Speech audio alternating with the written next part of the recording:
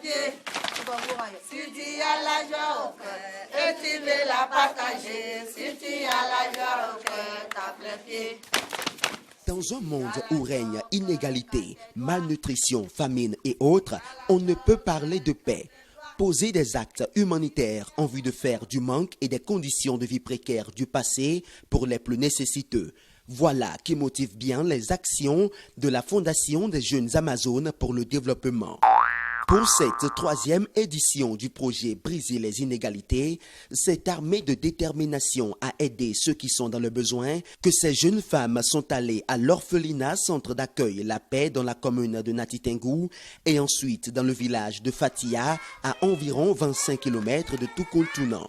Objectif, aller à la rencontre des vraies personnes nécessiteuses pour toucher du doigt leurs réalités, les répertorier et ensuite identifier leurs besoins pour appeler les uns et les autres à une synergie d'action autour d'une soirée de collecte de dons. Nous n'avons pas de grands moyens, mais nous espérons que si chaque personne fait ce qu'il a, donne le peu qu'il a, partage avec les autres pour régler les problèmes de nos communautés, les choses vont s'améliorer, les problèmes vont commencer par s'éliminer.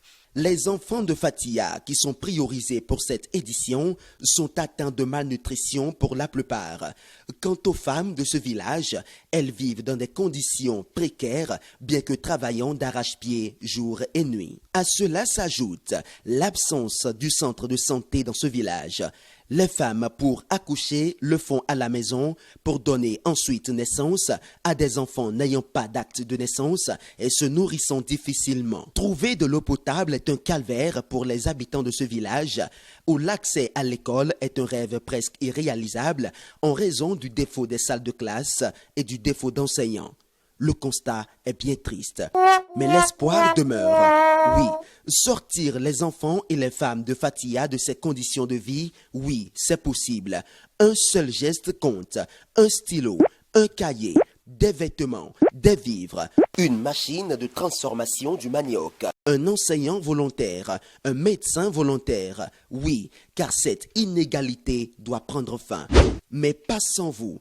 Mais pas sans votre aide, pas sans votre contribution à cette troisième édition du projet Briser les inégalités. Accompagnez ce projet par vos dons financiers ou en nature au plus 229 67 08 75 27 et au plus 229 96 70 90 30 ou rendez-vous dans les différents sièges de la FJAD à Parakou, Cotonou et Porte-Novo. Encouragez cette initiative en achetant les tickets de soutien à 2000 et 5000 francs CFA.